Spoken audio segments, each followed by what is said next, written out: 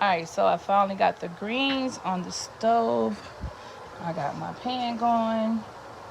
So now I told you put a little bit of sugar in the pan. So I was taught this.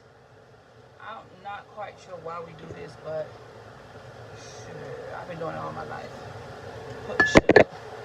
And then you're supposed to put a little bitty oil. So um, I got vegetable oil, which I love.